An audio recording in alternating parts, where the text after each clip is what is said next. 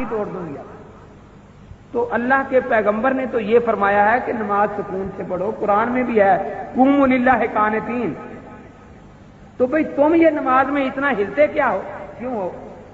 اس نے حضرت تھانوی رحمۃ اللہ علیہ کو وہ جانتا نہیں تھا. کہنے لگا آپ نے کوئی دین کی کتاب پڑھی ہے؟ کہا کہ ہاں. اس نے کہا کیا کیا پڑھا ہے؟ کہا کہ فقہ بھی پڑھی ہے, حدیث بھی پڑھی ہے. حضرت نے پوچھا آپ نے کیا کیا پڑھا؟ اس نے کہا ہرنی کا قصہ پڑھا ہوا ہے میں نے, اور پکی روٹی بھی پڑھی ہوئی ہے, اور کچھ اردو ترجمہ میں کتابوں کا دیکھا ہوا ہے. تو کہنے لگا آپ حدیث کو نہیں مانتے؟ کہ میں تو مانتا ہوں. تو وہ ایک ترجمے والی کتاب اٹھا کے لایا. حدیث کا مطلب تو یہ تھا کہ امام کو چاہیے کہ نماز ہلکی پھلکی پڑھائے, کیونکہ مقتدیوں میں کوئی بیمار بھی ہوتا ہے, کسی نے ضروری کام جانا ہوتا ہے, تو وہ ان کو جلدی فارغ کر دے. اگر اس سے زیادہ قرآن پڑھنے کا شوق ہے تو رات کو تہجد میں جتنا چاہے قرآن پڑھے. اس میں تو اس کا اپنی بات ہے نا.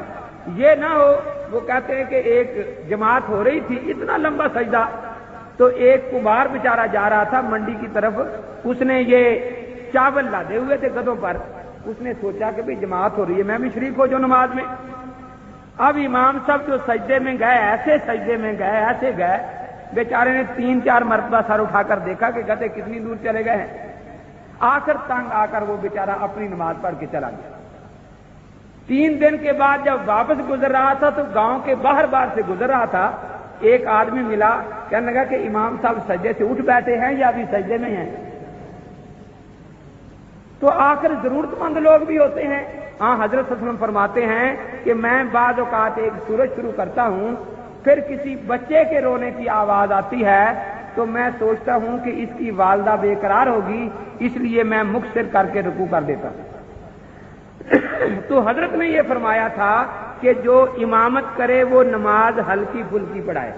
اس نے پڑھ لیا کہ حدیث کا معنی یہ ہے کہ جو امام ہو وہ نماز ہل کے پڑھائے. تو کہتا دیکھو میں تو اس حدیث پر عمل کر رہا ہوں.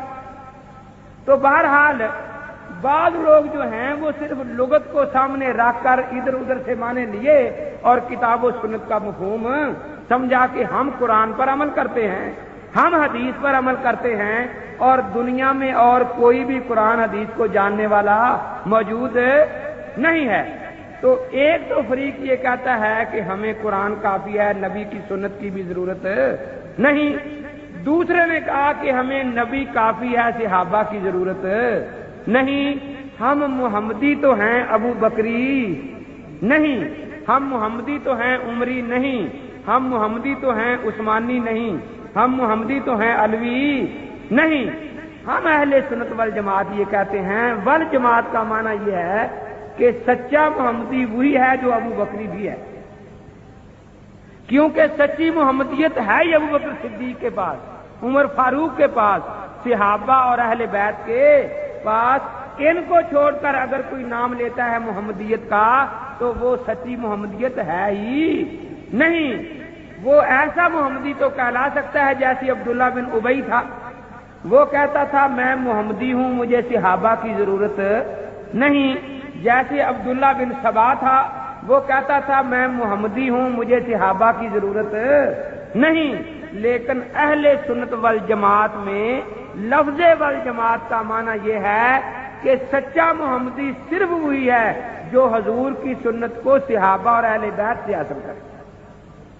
تو اب ہم اپنے نام کا معنی آپ کے ذہن نشین ہو گیا یا نہیں؟ اہل سنت والجماعت کسے کہتے ہیں؟ اب دیکھنا یہ ہے ہمیں 2 چیزوں کی ضرورت ہے نا, نبی پاک کی سنت اور صحابہ کا فہم, 2 کی ضرورت ہے نا. تو اس پر عمل کرنا نجات کے لیے ضروری ہے. اب عمل کرنے سے پہلے علم کی ضرورت بھی ہے یا نہیں؟ مسئلے کا پتہ ہوگا تو علم عمل ہوگا نا. تو اب نبی پاک کی سنت اس پر نجات منحصر ہے, لیکن یہ ہم کہاں سے لیں؟ آپ میں سے کتنے ایسے لوگ بیٹھے ہیں جنہوں نے نماز براہ راست اللہ کے پیغمبر پاک سے سیکھی ہوئی ہے؟ کوئی صحابہ موجود ہے آج اگر کوئی یہ دعویٰ کرتا ہے کسی اسٹیج پر یا کسی تحریر میں کہ میں براہ راست اللہ کے نبی کی تابعداری کر رہا ہوں، مجھے کسی درمیانی واسطے کی ضرورت نہیں، تو دراصل وہ آپ کو یہ کہتا ہے کہ مجھے ابو بکر صدیق مان لو، مجھے عمر فاروق مان لو۔ یہ دعویٰ کرنے کا حق صحابہ کو ہے کہ ہم نے براہ راست نماز اللہ کے نبی سے سیکھی ہے۔ یہ بات درست ہے یا غلط؟ تو آج ہم بلا واسطہ اللہ کے نبی کی تابعداری نہیں کر سکتے، ہمیں درمیان میں کسی واسطے کی ضرورت ہے۔ اچھا، اگر آپ میں صحابہ موجود نہیں ہیں تو کوئی تابعین جو بیٹھے ہوں ذرا وہ ہاتھ کھڑا کریں۔ علامہ شابی کو ہوں آپ میں، حسن بصری بیٹھے ہوں یہاں، کوئی موجود ہیں؟ تو ہمیں صحابہ کے فہم کی ضرورت ہے۔ صحابہ کا شاگرد بھی آج ہم میں کوئی موجود نہیں ہے، تو اب یہ دونوں چیزیں ہم کہاں سے لیں؟ تو ہم حنفی بھی کہلاتے ہیں۔ کیوں؟ امام اعظم ابو حنیفہ رحمۃ اللہ علیہ تابعین میں ہیں جنہوں نے صحابہ کی زیارت کی اور 40 سال صحابہ کا زمانہ پایا ہے۔ 40 سال میں نماز آ جاتی ہے یا نہیں؟ روزے کے مسئلے آ جاتے ہیں؟ آ جاتے ہیں نا؟ تو آپ نے امام اعظم ابو حنیفہ رحمۃ اللہ علیہ نے نبی کی سنت نبی کے شاگردوں سے لے کر مرتب فرما دی فقہ کی شکل میں۔ خلفائے راشدین کا فہم خلفائے راشدین کے شاگردوں سے لے کر مرتب فرما دیا۔ اب نبی پاک کے شاگرد جو امام ابو حنیفہ اور خدا کے پیغمبر کے درمیان واسطہ ہیں، نبی کے شاگرد سچے ہیں یا جھوٹے؟ تو ہماری فقہ کی سند سچی ہوئی یا جھوٹی؟ ابو بکر صدیق، عمر فاروق، خلفائے راشدین، عشرہ مبشرہ، ان کے شاگردوں سے امام اعظم ابو حنیفہ رحمۃ اللہ علیہ نے صحابہ کا فہم حاصل کیا، تو ان کے شاگرد سچے ہیں یا جھوٹے؟ تو ہمارے مذہب کی سند سچی ہے یا جھوٹی؟ سچی ہے نا؟ اتنی پختہ سند اور کسی کے پاس نہیں ہے۔ تو حنفی ہم اس لیے کہلاتے ہیں کہ امام اعظم ابو حنیفہ رحمۃ اللہ علیہ نے ہمیں نبی کی سنت نبی کے شاگردوں سے لے کر دی، مرتب فرما دی کتابی شکل میں، اور صحابہ کا فہم صحابہ کے شاگردوں سے، خلفائے راشدین کے شاگردوں سے لے کر مرتب فرما دیا، اور الحمدللہ نبی کی سنت اور صحابہ کے طریقے پر عمل کرنے کا طریقہ ہمیں دکھا دیا۔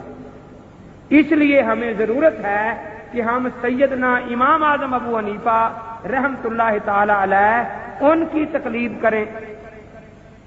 دیکھیے، درمیان میں واسطے کی ضرورت ہے، یہ میں عرض کر رہا ہوں نا۔ اب واسطہ قابل اعتماد ہونا چاہیے یا بے اعتماد ہونا چاہیے؟ اگر ہم پر اللہ تعالیٰ اور اللہ کے نبی چھوڑ دیتے تو بھئی ہمارا اعتماد تو بڑا کمزور ہے۔ بعض اوقات ہماری زندگی میں ایسے واقعات آتے ہیں، 10-15 سال ہم کسی کو اپنا دوست سمجھتے رہتے ہیں، اس کو اپنا رازدار بناتے ہیں، لیکن 15-20 سال کے بعد پتہ چلتا ہے کہ اصل میں دنیا میں ہمارا سب سے بڑا دشمن یہی شخص تھا۔ ایسا ہو جاتا ہے یا نہیں؟ تو جس کے ساتھ ہم کئی سال رہے ہیں، ہم اس پر بھی اعتماد نہیں کر سکے، ہمارا اعتماد ٹوٹ گیا۔ تو دین کے بارے میں اگر ہم پر چھوڑ دیا جاتا، ہمارا اعتماد تو بڑا کمزور ہے۔ اسی لیے اللہ تعالیٰ اور اللہ کے نبی نے ہم پر نہیں چھوڑا۔ اللہ تعالیٰ نے فرمایا کہ اعتماد کے قابل کون ہیں؟ والسابقون الاولون من المہاجرین والانصار والذین اتبعوہم بإحسان رضی اللہ عنہم ورضوا عنہ۔ مہاجرین، انصار اور تابعین جو ہیں، ان سے خدا راضی ہے، یہ خدا سے راضی ہیں۔ اور یہ آپ یاد رکھیں